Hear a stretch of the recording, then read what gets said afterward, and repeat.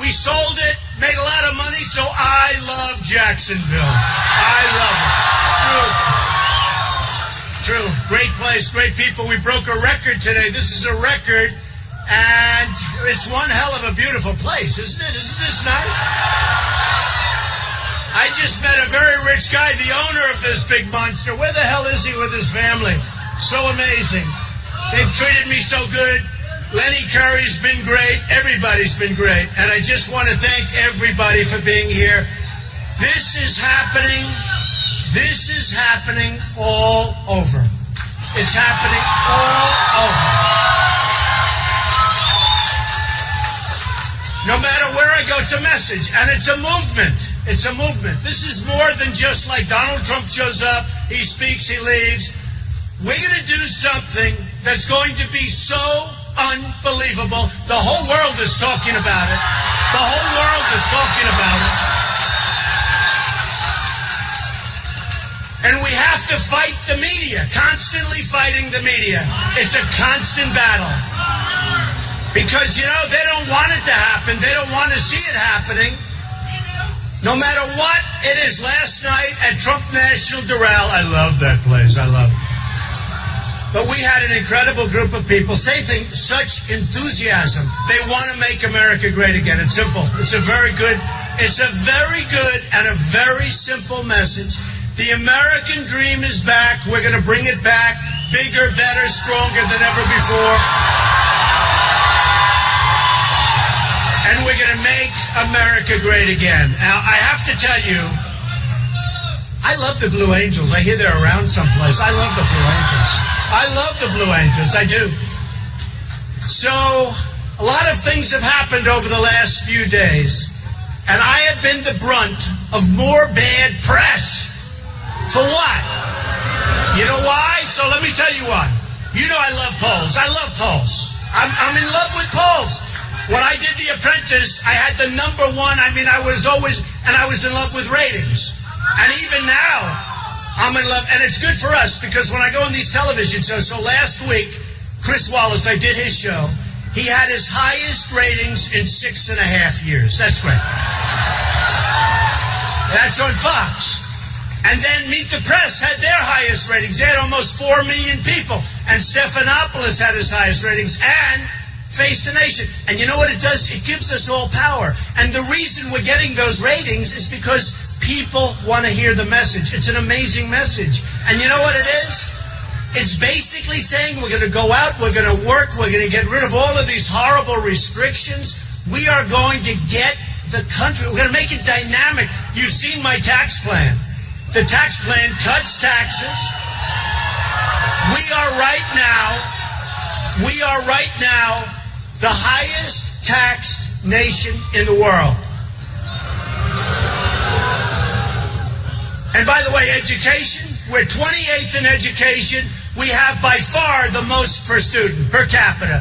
We spend more money per student than any other country in the world. In the world, we're number 28 for education. Think of it. Just think of it. We have third world nations that do better than us on education because Jeb Bush and other people, they want to see education coming out of Washington, D.C. instead of locally. They like Common Core, and we can't have Common Core. We can't have Common Core. But I put in a tax plan, and it's been really well received by a lot of people. And it brings corporate rates down to 15%. It's a big simplification. Some of my friends that own hedge funds are not exactly in love with me because I take away the carried interest, which is a little complicated, but it means not good for them. Who cares? They make it a lot of money. And remember, I'm self-funding my campaign. Very important. Very important. So when they come to me and they say, Donald, what are you doing? I say, I don't care. I got to do the right thing. The only people I'm going to be working for is right out here, all over the country. All over the country.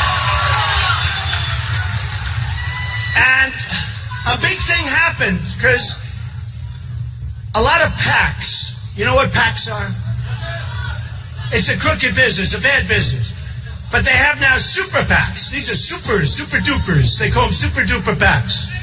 And they put up millions and millions of dollars in these PACs. And those PACs control the candidates. Okay? They totally control. Carson is controlled by his PAC. Bush is controlled by his PAC. Rubio is controlled by his PAC, and he needs a lot of water on top of everything else. Did you ever see a guy sweat like Rubio? I've never seen anything like that. But they're controlled by their PACs. And what happened is many PACs were set up. Trump, one of them had the Art of the Deal PAC, another PAC. I turn on television, I see these guys, and you know what? They look okay. Who knows? But they say, oh, we love Trump, and we wanted this, and they want to raise money. I don't know what happens to that money once it's raised.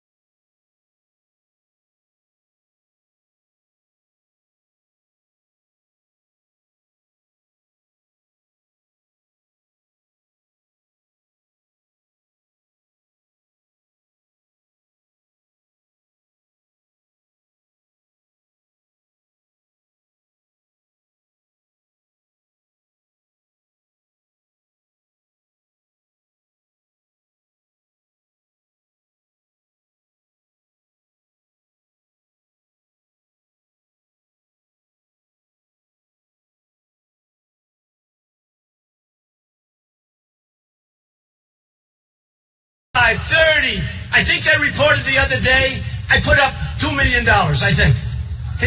That's a good deal, right? $2 million, you're number one. I could trade that to one of these other candidates that have spent many times that money, and they're at zero.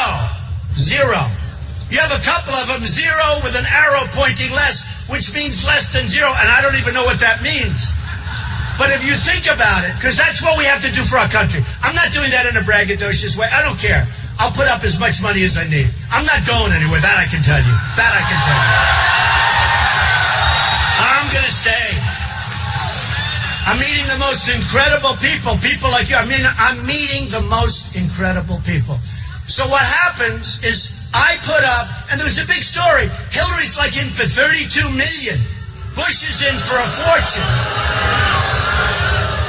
Rubio's running out of money. He's got no money. He's running out. He spent much more than me. He's running out of money and not doing well. All of these people are spending money. And what I'm saying is that wouldn't it be nice if we had a country that would spend the least and be number one? Think of it. Wouldn't that be nice? Wouldn't that be nice? You know?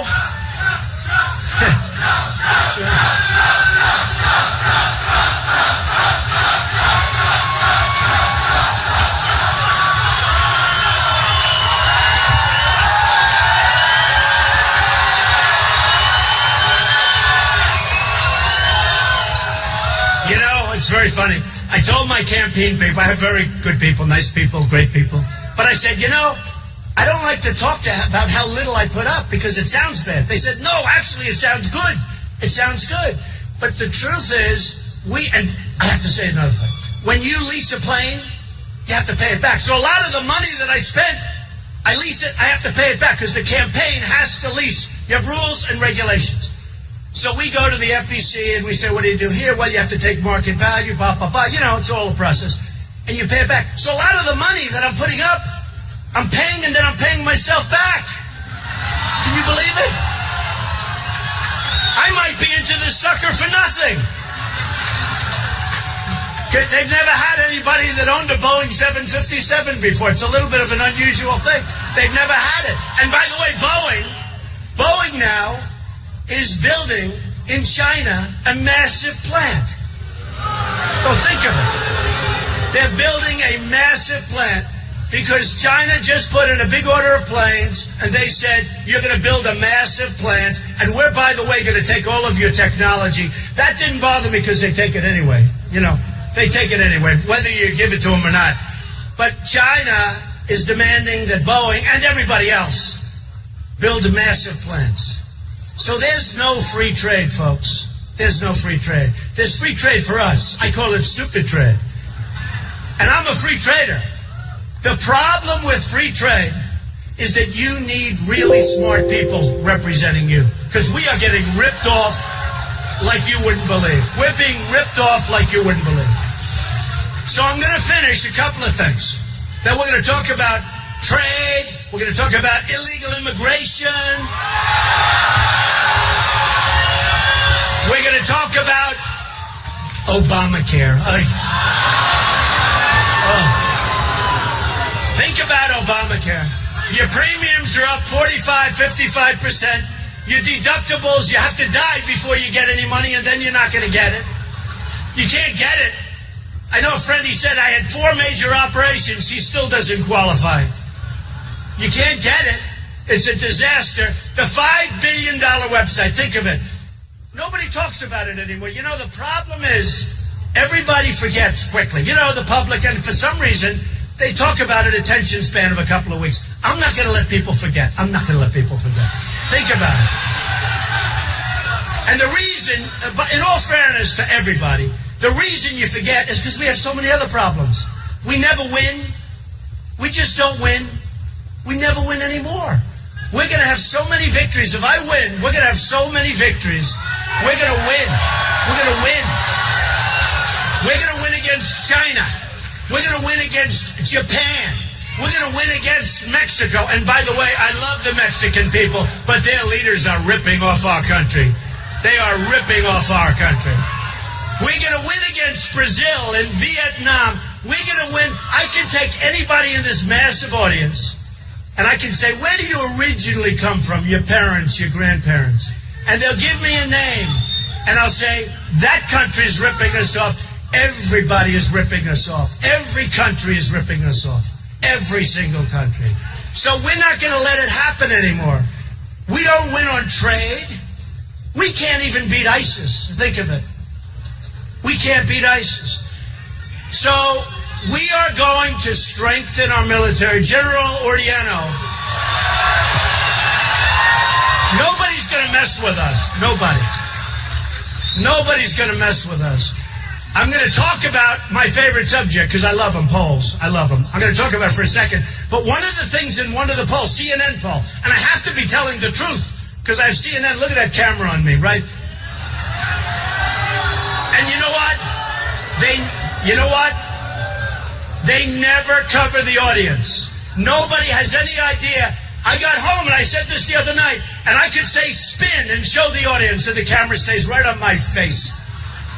And I say, spin, show the people. But I get home the other night, we had a fantastic crowd in New Hampshire. We had another fantastic crowd, an unbelievable crowd in Virginia. We're all over. We always have crowds, they're overflow crowds like this. And the camera never moves. You know, I really think I'm a handsome guy.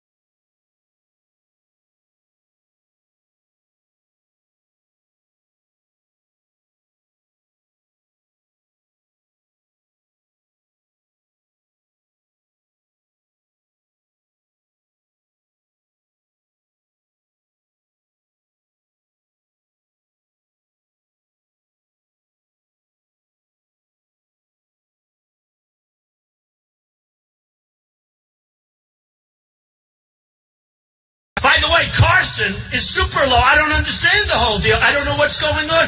Carson is lower energy than Bush. I don't understand what's going on because we're going to talk about the fact that for the first time in 100 days, I had a poll that said I'm in second place in Iowa. Oh, don't worry. Don't worry. Only in Iowa. The rest we're killing. And we'll talk about them. So what happens, actually, we'll talk about that for a second, then I'll show you what they write, just to show you how dishonest these people are. So the polls come out, and I have great news, little bad news. I mean, you know, I'm entitled to a little bad news, right? My company's unbelievable. We're doing well. We're going to put that same brain power. You know, when I said I was going to run, everyone said, oh, probably not, because he won't want to file, because maybe he's not as rich as people think. So when I filed, I was much richer, much richer. So I built a great company. Very low debt, tremendous cash flow, some of the greatest assets in the world, and I'm not bragging. I'm only saying it because that's the kind of thinking we need to run our country. It's the kind of thinking we need. Oh, do we need that thinking? These people. These people.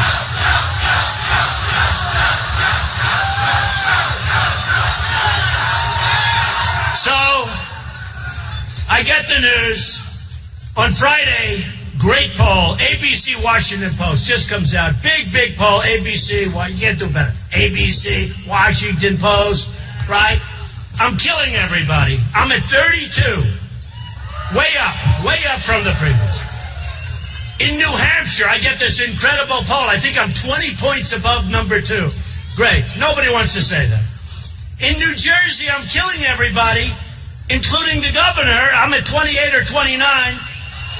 The governor, who's a nice guy, he's a friend of mine, Chris Christie, he's at 5. In Nevada, I'm number 1 by so much, it's embarrassing. I won't tell you how much because it's embarrassing. But here's the thing. In Nevada, just came out, I'm number 1 with Hispanics because they know I'm going to put people to work. I'm going to bring jobs back.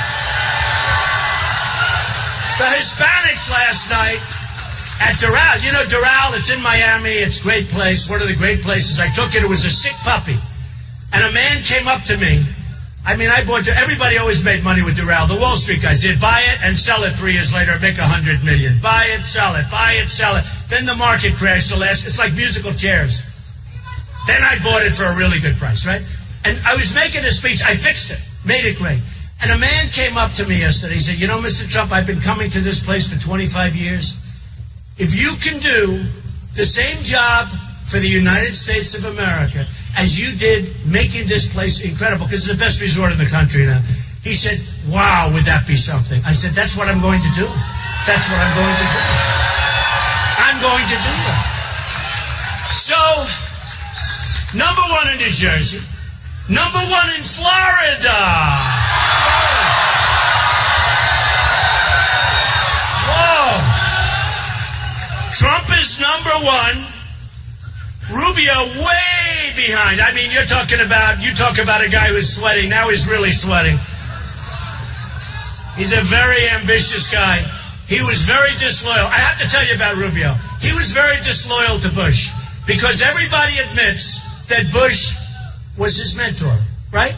And everybody said he'll never run. Even I thought he'll never run because Bush was his mentor. And maybe it's Bush's time. So until we got to really know Bush and watched him perform, we all sort of liked him. I liked him too. What's not to like? Okay? Putin is saying, oh, I love Bush. Putin will love Bush. And he'll love Hillary. Will he push Hillary around? Will he push Hillary around? Oh, Hillary. So anyway, so they all said that Rubio will never run. He's a very ambitious guy, so he decides to run. So those two guys are fighting like crazy, and I'm laughing watching them fight. So I'm number 1 in Florida, number 1 in South Carolina by a lot,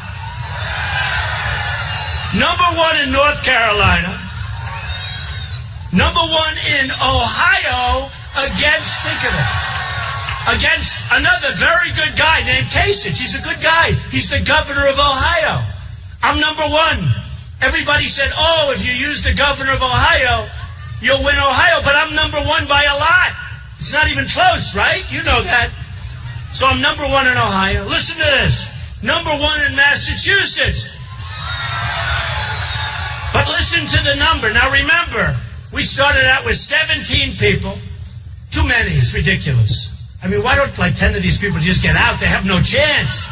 So ridiculous. They think it's good for their brand. I think it's terrible for their brand, okay? I mean, a guy like Pataki, who's a lousy governor, he's got 0, and he keeps running. And then he tells people, I'm not a nice person. And by the way, I am a nice person, but we don't need nice. We need competent now. We need really... What a dope he is. Okay. They should get out, go back to their family, retire, enjoy your life. So listen to this one. Number 1 in Massachusetts, but listen. 48%. 48%.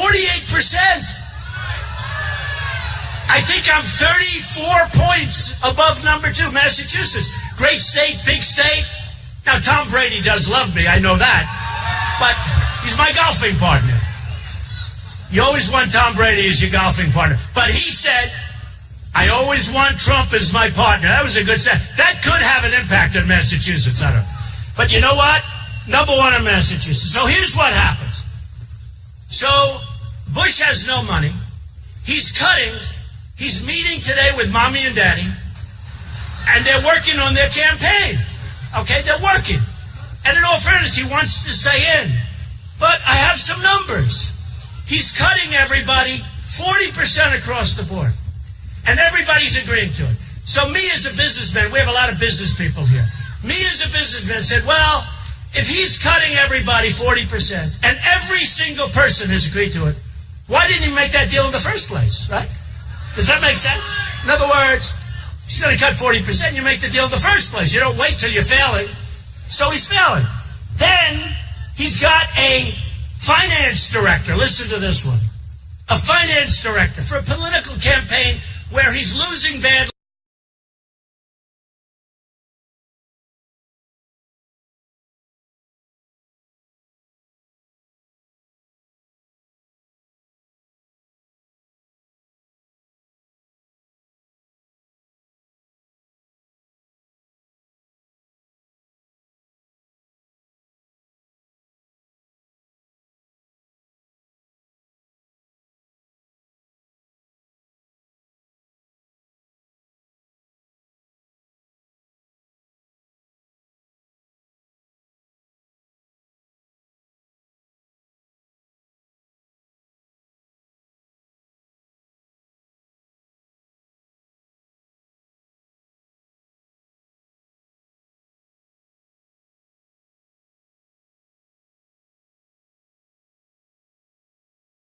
Right? So I'm in Iowa. We have an unbelievable... I come home. Let me give you the bad news. I'm number 2 in Iowa.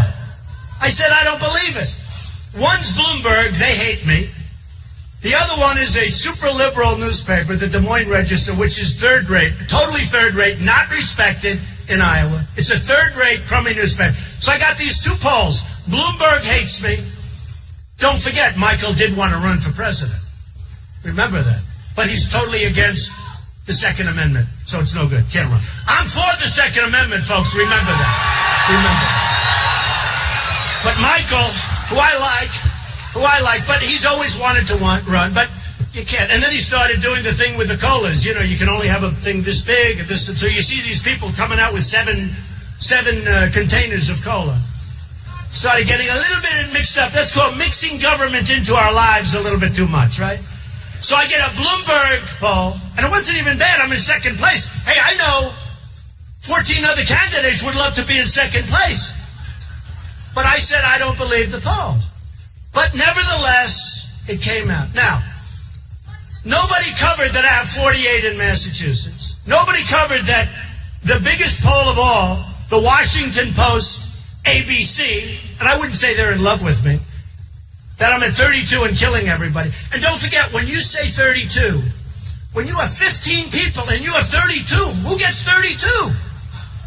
I'll tell you, you know what? As a poker player, as any kind of a card player, I'll take that hand right now and never, ever lose. Ever.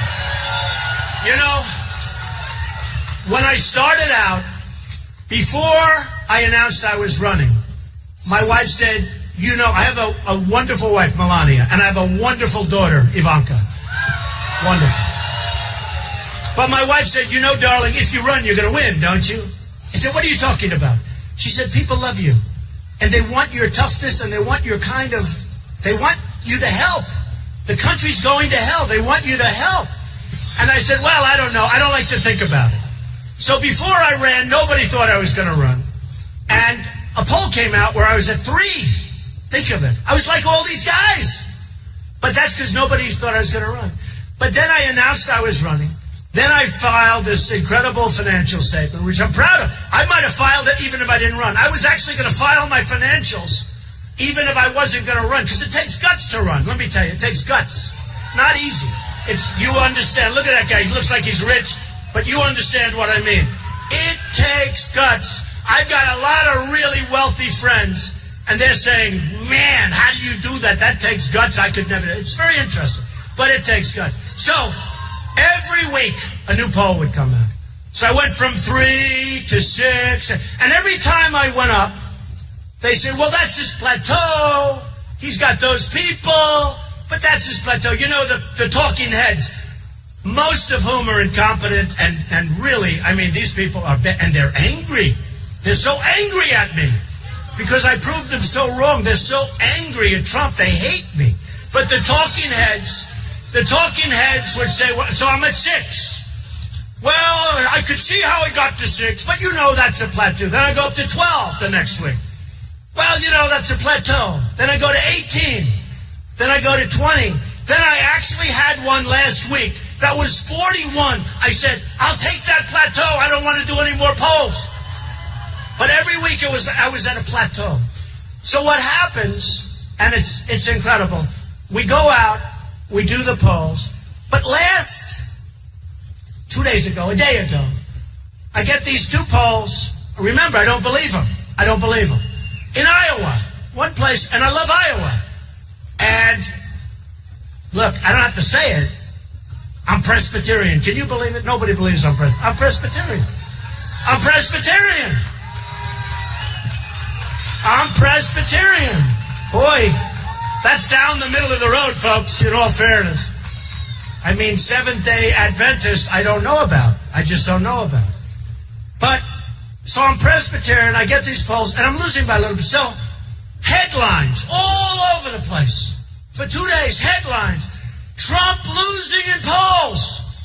I just want in fact, I have like this great memory, but there's so many that I'm winning, I wanted to write them down, because I want all of them. And many more that I didn't write.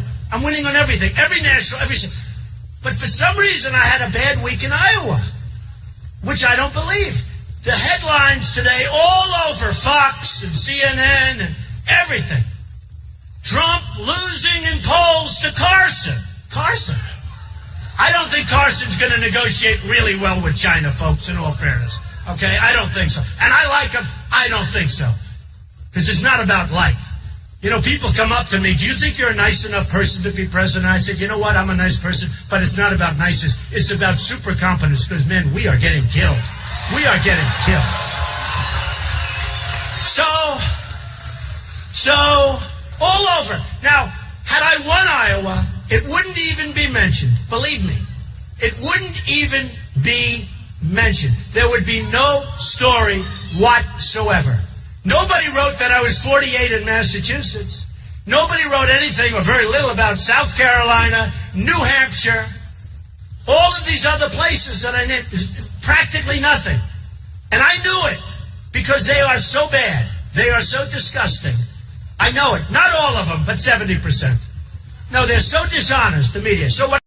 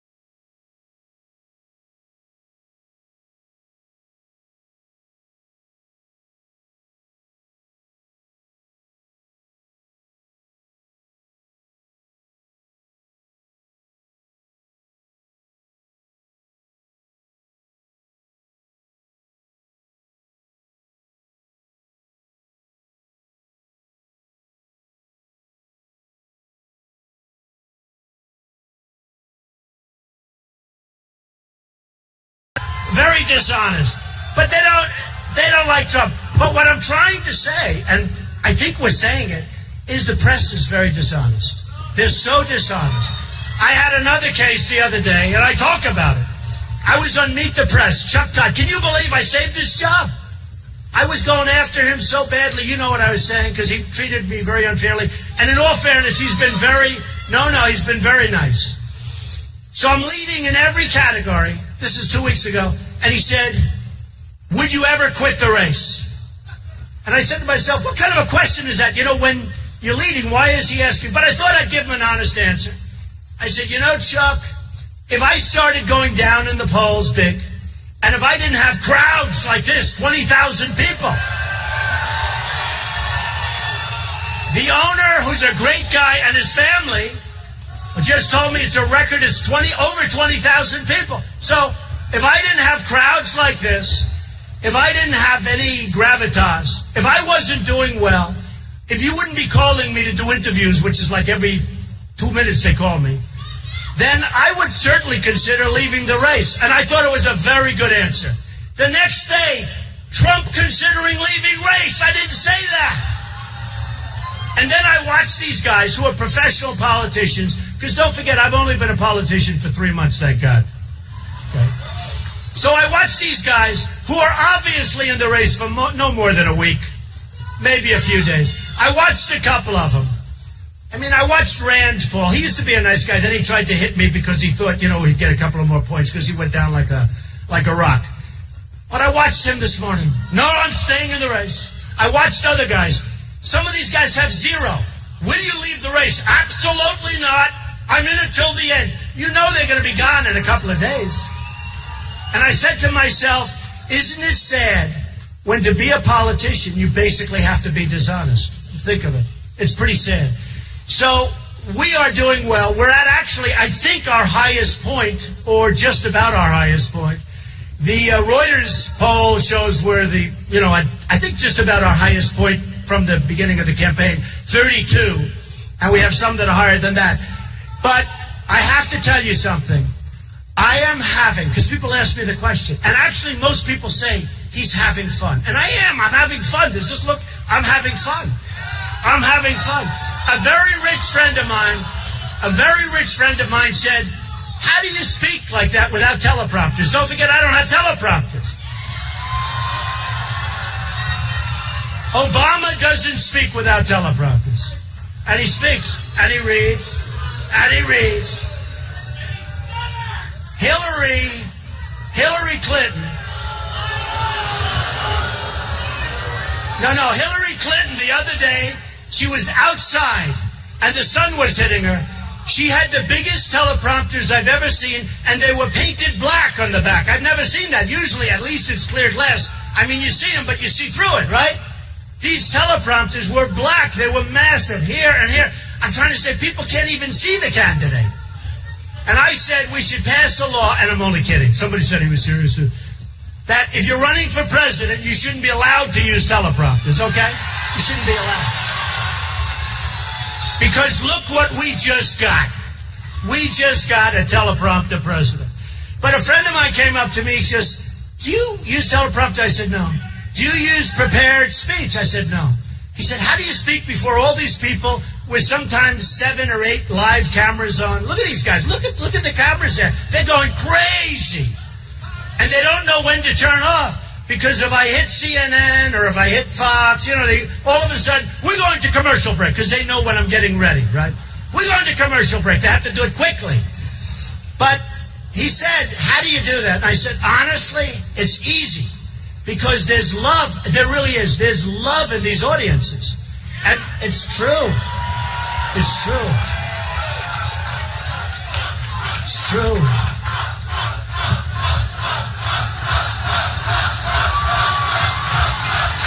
It's true. And this is a very, very successful guy, worth billions of dollars, actually. And he said, I don't know how you do it. I said, no, it's really easy. Because there's love in these audiences. And not just here. Here is great. No matter where we go. Last night at the Row, it's Miami. We had probably an audience of 80% Hispanic. They were just like you. They were going wild. They were loving it. They were loving it. And I didn't want to mention the wall because I want to be, I'm like I figured, no. I figured maybe.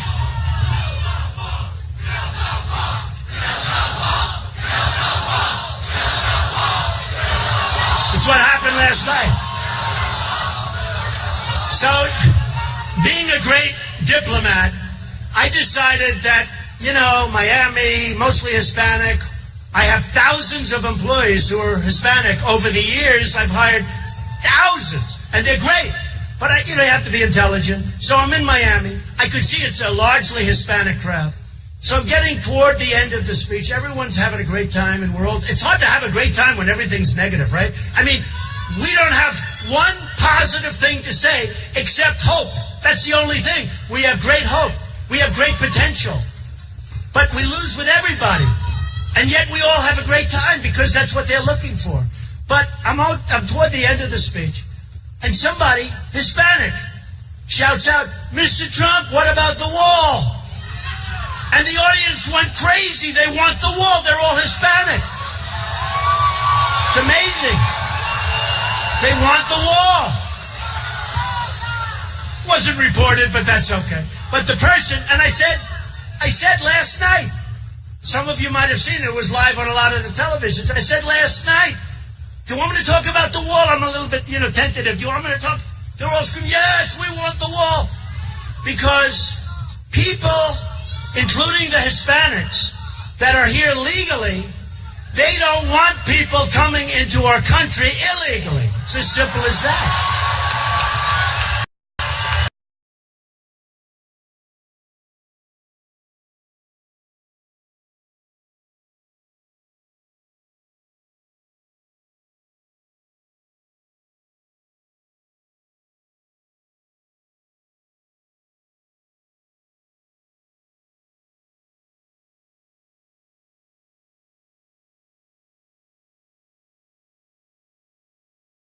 The wall's not your man. It's okay for people to come in our country illegally. It's okay for Kate to be brutally killed in San Francisco by somebody that comes in. Think of that. Somebody that comes in 5 or 6 or 9 times. They don't even know. And shoots her in the back. This incredible woman. They think it's okay for a veteran. 2 weeks ago in California, 66-year-old veteran, female, to get raped, sodomized, and killed by an illegal immigrant. They think that's okay. They think it's okay. And let me tell you something. Walls work. They work. My wall works. My wall works. That's a Trump wall. That's a good wall. That's a wall as high as that building right there. That's a wall that works. And, then they say, oh, it'll be too expensive. So the Great Wall of China, right? Pretty big. We learned about that. It's 13,000 miles long. Think of it. 13,000. That's called a serious wall, right? It was built 2,000 years ago. It's 13,000 miles long. Our southern border is 1,900 miles long, of which half of it you don't have to build because you have natural barriers. You have barriers that are natural. Like ridges and things that frankly are as good as the wall or better. So we really need 1,000. We need 1,000 miles. So easy. Who's in the construction business here? Precast. Think of it. I do garages. I do a lot. The thing I do best is build. Hey, wouldn't it be great to have a guy who really knows how to build when we have to rebuild the infrastructure of our country? Unbelievable. So I see in one of the magazines, we have little sections where there's walls. They'll have a wall that's like a half a mile long. Mostly they just go over it this high, 8, 9 feet. Did you see the picture where they built a ramp? Where they have a ramp going over the wall and they have trucks going back and forth over the wall carrying drugs? This is our walls. We're run by stupid people, folks. So, because this is a good construction area, and precast plank, you know what that is? It goes forever. Where you do parking garages, where you do highway where it spans, you do those planks, you set them into foundations. That sucker could be 40 feet, 50. Nobody's going over it with a truck. And if they get up there, it's a long way down. There's nobody going through that wall. And we can do it very reasonably. And besides that, Mexico is going to pay for it. Mexico is going to pay. 100%. 100%. You know, I had a couple of these guys I'm running against. They know nothing about negotiation. Nothing. Zero. And they said, Mexico won't pay for the wall. I said, why do you say that? Because they won't. Well, I make deals all the time. I was telling them last night, I had a deal at Doral to buy it for $170 million. It was worth $400 or $500 a few years back. Then the market crashed. I made a good deal. I bought it for $170. Then I said to my daughter, Ivanka, watch. I'll get some money off the price. Now, I had a signed contract for $170. I go in, I see these beautiful-looking people. The Wharton School of Finance, Harvard Business School, Yale, Stanford, like 6 of them. They were like from a movie. Better looking than Tom Cruise. I mean, you know. No, they were like from a movie. Suspenders. Always had the jacket off. You know, the suspenders. This is central casting. I said, watch this, honey. I'll pick up some money. Okay? So I go in. I say, fellas, I signed a contract at $170. The place is a shit house. You didn't tell me. You didn't tell me it was this bad. You didn't tell me it was this bad. You guys have defrauded me.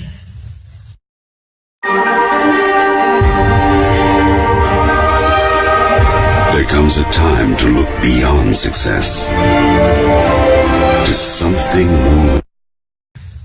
And I'm not saying this to be a wise guy either. Everything I say is because this is the kind of thinking our country needs.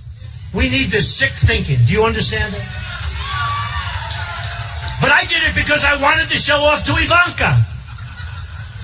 And she was adorable. She said, what do you mean, Dad? We have a contract at $170. I said, just watch. So I said, you guys told me this and you told me that. You've defrauded me. I'm not closing the deal. Yes, you are. I'm not closing the deal. I'll offer you $100. They say, no way, we want $170. I said, that's okay, fellas. Bye-bye. And I walked out of the room. They called me back. See, that would have happened on the Iran deal if Kerry had the goddamn brains to walk out. It would have happened. It would have happened. So, this guy comes in, handsome guy, comes in, Mr. Trump, could we see you for a minute? I'm at the elevator. What? We'd like to talk. He comes in, he said, in front of the group, 6 guys, would you take 150? Would you pay 100? Now remember, the price was 170. Goes, would you pay 150 million? I just saved $20 million. Took me about 6 minutes. And I looked at Ivanka. I said, baby, we just paid for the furniture, right? Right? When you think of it, because you know, there was a line item, furniture, 20 million. Now. And it's become a great deal. I did spend a lot of money and fixed it and made it great. And it's the #1 resort. I think it's the #1 resort now in the country. The Blue Monster. The Tour just renewed their tournament for 10 years, which they never do. They never do. And it's been a great deal. And I make good deals. And by the way, even when they're bad, I make them good. Because sometimes I'll make a deal, and it turns out to be bad because the market crashes. That's not my fault. I'll be building a $1 billion building. Everything's going great. The market crashes. I make a deal. Sometimes I make those deals better than the good ones. Because that's when you find out if people are good. When you can take something that should be good, turns out to be bad, and make it good. Do you know what I'm talking about? That's when you find out. That's when you find out if you're good. But I tell the Doral deal because we should be doing that with our country. China is making, we have an imbalance, a trade imbalance with China of almost $400 billion a year. Think of it. And then I see Obama last week, the heads of China. Think of it. Well, you can't say that right now.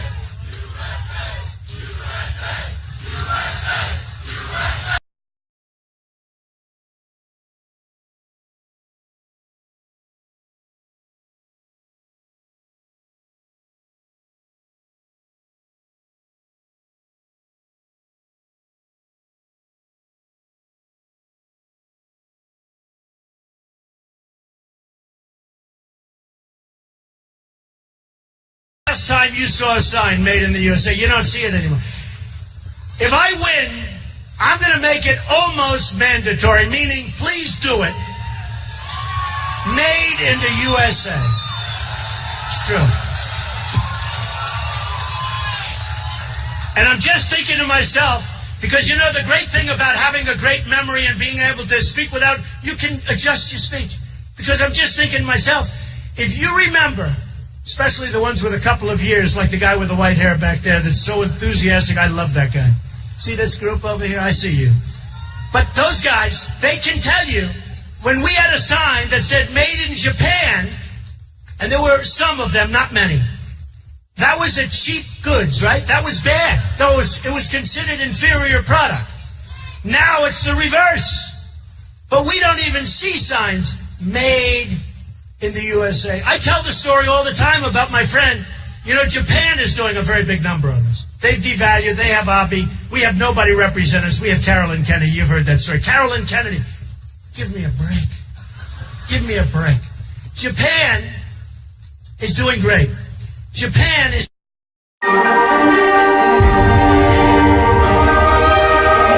There comes a time to look beyond success to something more worthy, more meaningful.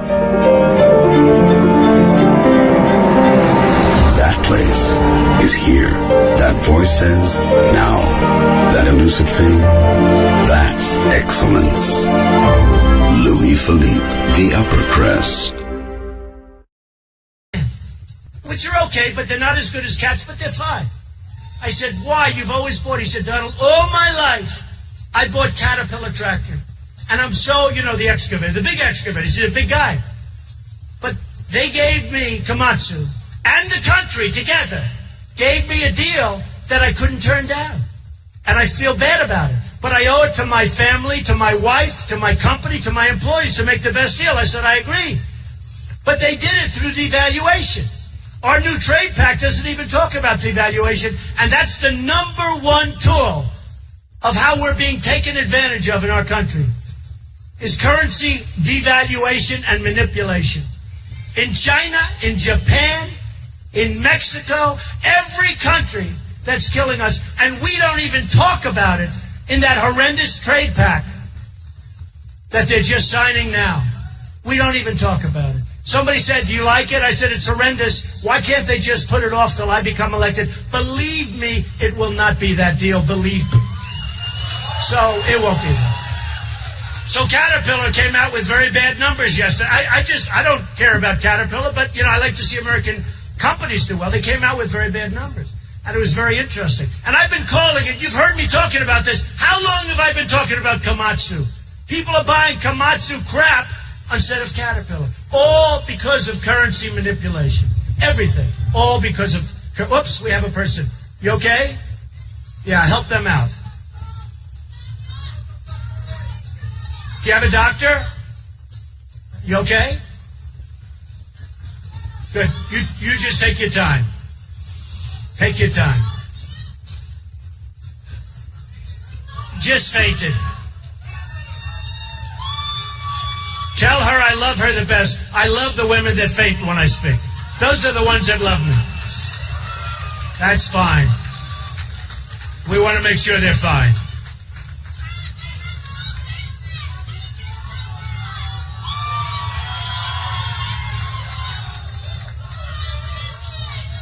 You okay? Oh, that's good. Beautiful. Give him a hand.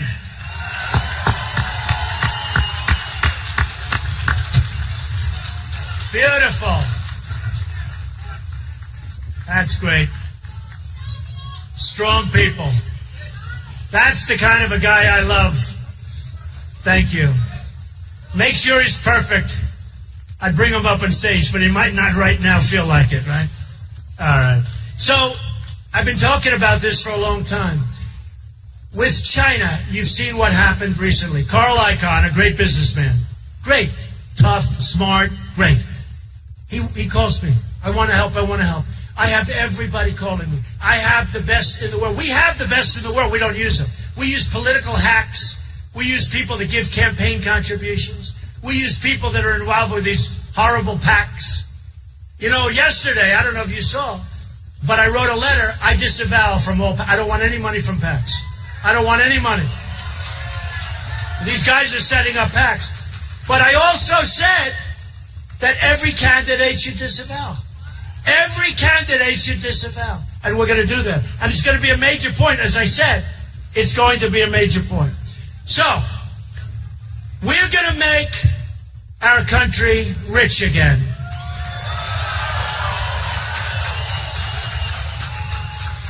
A person said to me the other day when they heard me say that, oh, I don't know if that's very nice, using the word rich. You know, we have no choice. We owe $19 trillion. We're losing on every single deal we make. We've got Sergeant Bergdahl. This guy is a traitor. No, think of it. You see, even though it's a different thing, it's military. You know, in the old days when we were strong, you know what happens to Bergdahl? Bing, boom, he's gone. He's not even going to get jailed. Do you believe it? He was a traitor. Think of it. He was a traitor. Traitor. 6 young, incredible, beautiful people died looking for him. And they just announced he's not even going to get jail time. He has psychological problems. He's got psychological problems. Look at ISIS. ISIS cuts off heads. They cut off heads. They drown people. They shoot anybody they want. What they do to women is beyond belief. What they do to everybody is beyond belief. And I watched a general on television a very short while ago, month ago, and he was talking on television. And I said it last night at Doral. I said, why is my general talking on television? I don't want generals that talk. I want generals that know how to fight. It's true. I don't need talkers. We've got enough talkers in this country. Everybody's talk. Politicians are all talk, no action, nothing gets done. Nothing. And this general...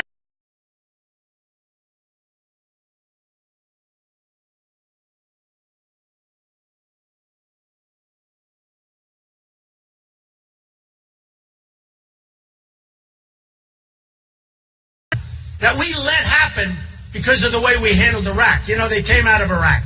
And we let it happen.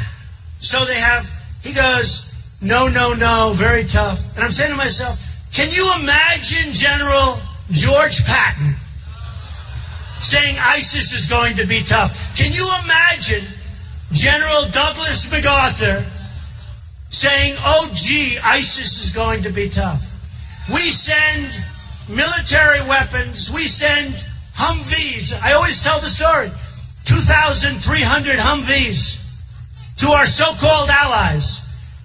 One bullet gets shot in the air and our allies run. And the enemy ends up with, listen to this, 2,300. You know how many that is? I thought it was a mistake. I thought they meant 3 or 5. 2,000. How do you get them over there? One bullet. And these are the armor-plated ones. These are the ones that are really good. These are the ones that if our soldiers had them, you wouldn't have the wounded warriors to the extent you have. They'd have their arms. They'd have their legs. And you know who has them right now? ISIS and our enemies has it. They don't do equipment. They shoot a bullet in the air, and the people we give this stuff to, they just go in and take it, and they run. We don't know what we're doing, folks, and it's got to change. And the reason I always bring up Bergdahl, because he's garbage. He's garbage. He's garbage. And you know what? And frankly, you know, it's never politically correct even to say it. If I had my choice, I'd fly him right back into the middle of that zone. I'd drop him right on top of us. True. True. But with Bergdahl, he's emblematic of the way we negotiate. So we get a traitor, Bergdahl, who should be executed. We get a traitor, Bergdahl. And the other side gets 5 of the greatest killers that they've been after for 8 years. So we give them, who are right now back on the battlefield, killing everybody that's in front of them. And believe me, they want to kill you too. Believe me. So this is the way we negotiate. The Iran deal. Think of it. Just think of it. Think of the Iran deal. 24 days to inspect. Now, why can't we say we want to inspect and you go in and you inspect? 24 days. And before the 24 days start, there's a whole legal process. So the 24 days could be much more than that. I guarantee you, I'd have that place so nice, so clean, so wonderful. I'd paint the floor battleship gray, right? Battleship gray. I love the concrete floor painted. Nobody's going to know what I'm doing. 24 days. Then they have another section where they can do their own inspections. They call it self-inspect. Do you believe this? Iran. Then you have, as Obama calls him, the supreme leader said, nobody, I'm not calling anybody a supreme leader. You know who my supreme leader is? My supreme leader is up there. It's true. I'm not calling anybody the supreme leader. Obama, the supreme leader said. So we're in the middle of a negotiation, and the other side is dancing in the streets, calling the Americans stupid, saying we want to kill Israel and we want to kill America, and within 25 years, Israel won't exist and the United States won't exist. And Kerry keeps negotiating. Then he decides to go into a bicycle race, breaks his leg. Now, you ever see anything like this? He breaks his leg. Why is the guy in a bicycle race in the middle of the most important negotiation? Why didn't he walk? Why didn't he do the same thing I did with Doral? Walk and double up the sanction. They'd be calling you by the end of the week begging to make a deal. They were dying. Why didn't we do that? So with all of these problems with the deal, which is going to lead to total nuclear proliferation, but with all, as you know, we used to have 3 hostages, now we have 4. So they didn't want to put that in because they didn't want to complicate the deal. Do you believe both Obama and Kerry, we don't want to complicate the deal. We're giving them $150 billion, which is insane to give them money. We shouldn't give them anything. We should say, first day, by the way, the $150 billion, it's ours. Never going to be discussed. Don't ever bring it up. And we'll win. We'll win. So we've got 4 hostages. But at the time when we started this negotiation that took forever, did you ever see, we've got a lot of good business people here. Did you ever see a deal that took so long? You know, we're not sending a rocket to the moon. Did you ever see, this deal never stopped. It's still going on. But we're giving them this money. So we get 3 hostages, now we have 4. And I just heard now Iran wants to start a new negotiation for the hostages. So they want to do it. And here's what they want. And I watched this guy who's far too sharp for our people. I watched their chief negotiator. By the way, the Persians are great negotiators, okay? Somebody will say, that's not politically correct. We'll give them Hillary. You know, how about Hillary negotiating? How about that? Who would you rather have negotiating? Hillary or Trump?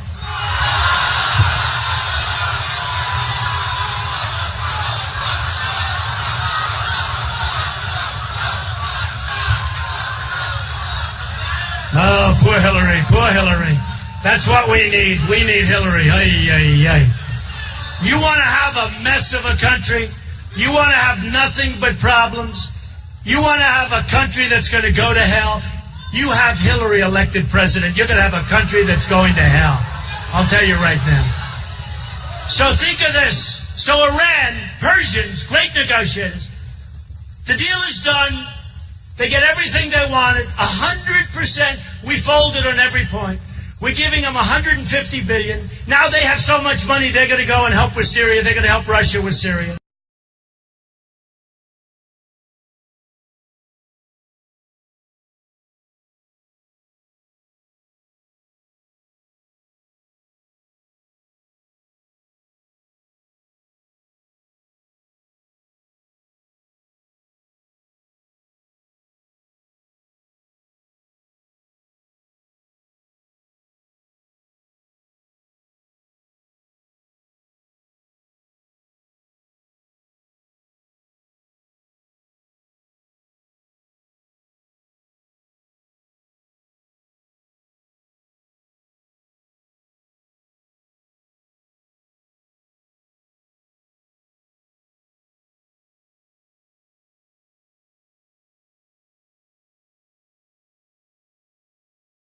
this? Say it. Do you believe this? By the way, I love this day. This is the biggest thing that it's almost like I'm falling in bed. It's like the biggest thing. I'm 6'3", and I'm like, it's so comfortable. I can.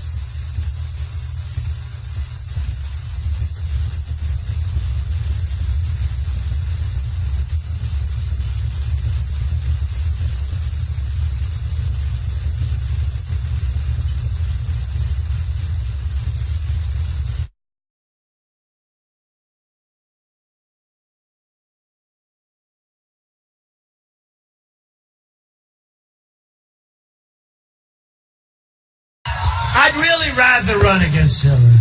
I actually think, look, I shouldn't say this either, but I will. Do you mind? She's going crazy. Say it. So, he's giving away too much. He may be hard to beat. He's giving away everything. Free education. He's giving away everything. By the way, if you're an illegal immigrant under the communists, if you're an illegal immigrant, you get treated better than our veterans. You get treated better. He wants to give free education. He wants to give free medicine. He wants to give everything free. There's only one problem. You're going to pay for it. It's called taxes. It's called taxes.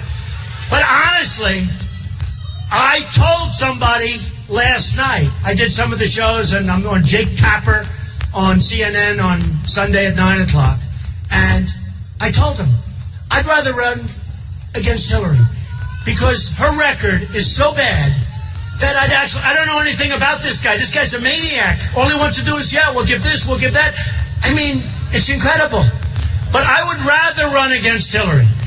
And the Benghazi thing was terrible, and she came out fine. But remember this, hundreds and hundreds of phone calls made by the ambassador for help. She didn't respond. She was unresponsive. You know why? She was sleeping. Or something. Or she was talking to her friends on her private email. But hundreds and hundreds of calls came out for help. And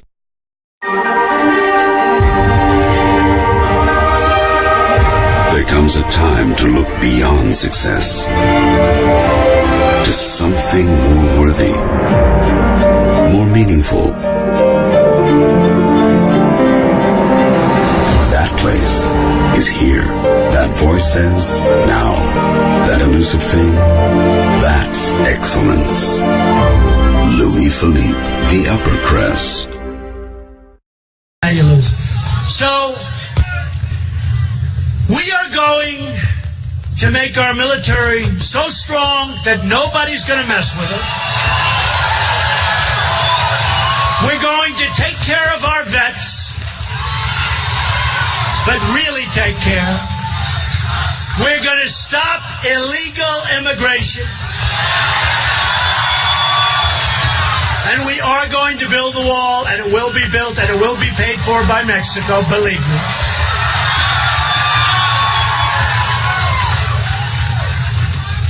We're going to repeal and replace Obamacare.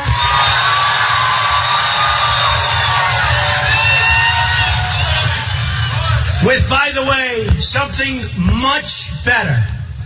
Much better. For you and for the country. Because if people realize Obamacare actually kicks in big league on 16. Now, he'll be out playing golf, and we're going to have a problem like you've never seen before. And you know the problem most of you have already with your premiums. So we are going to repeal it.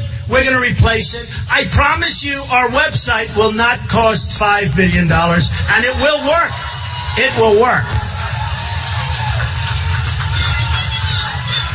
We're going to renegotiate all of these. Think about Doral. Think about Doral. That's the reason I told you that story. I don't care about that story. I don't care about that story. We're going to, at a minimum, renegotiate with Iran that horrible deal. I mean, we probably can't get our $150.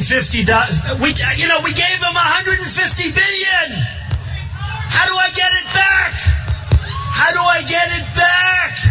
But I'll tell you what. I'm not a big sleeper. I toss and turn thinking, and then think, and I think, and I think, and I think. Maybe I'm going to find a way. But it's gone.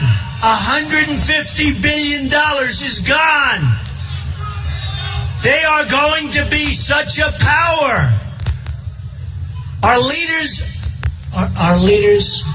we don't have leaders, folks. We don't have leaders. I am going to renegotiate that deal. And when I use the word renegotiate, I use that word as a minimum. And I'm going to bring that deal back. You know, I've done that a lot. I take over somebody's deal. A friend of mine makes a bad deal. Loses a shirt. Wonderful. There's one in particular. Wonderful.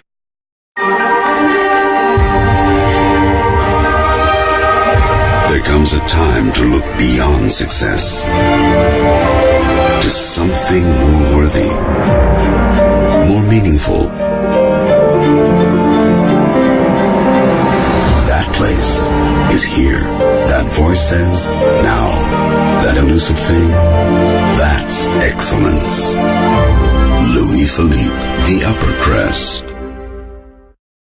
It's very nice. I said, I don't really care. So they said they wouldn't do it. So I bought this guy's company for peanuts. I then immediately chaptered it. Oh, did I do a number on these banks? Oh, I made a great deal. And I helped my friend because I sold it back to him for much more than I paid for it, but still he was happy. Okay? But I do that. And I do that, and I'll take that around. As bad as it is, there's always something, even when you have incompetence like Obama and Kerry, there's always something in a contract that you can hang your hat on. That's what I do. There's always something. There's always something. And I will find it, and I will, believe me, I'll bring it back. I'll bring that sucker back. It would be a lot easier if they didn't make the deal. I kept saying, don't make it, don't make it. Just like I've been saying, don't make the trade pact. Don't make the trade pact. Let me do it. It's a year. Can you believe we're talking about a year? Can you believe it? You know, when I started really thinking about this, I thought about it seriously 4 years ago. Romney, oh, did he let us down? What happened to him? He choked. You know, he's very angry at me because I said he's a choke artist. I don't care. I don't want his endorsement. I don't want his endorsement. Endorsements don't mean a thing. And now he goes, well, Donald Trump is not a nice person. Who cares? The guy let us down. And I used to...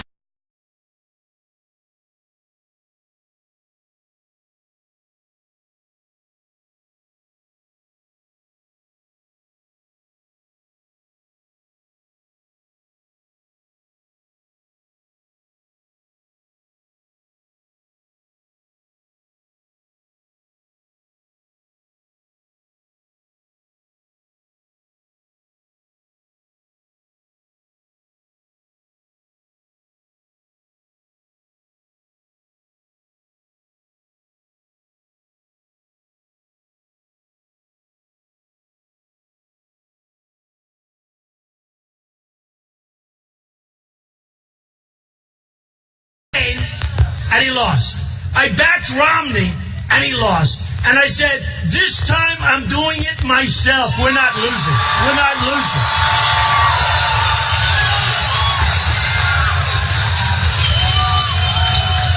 So we're going to renegotiate, and we're going to do things with the Iranian. Thank you.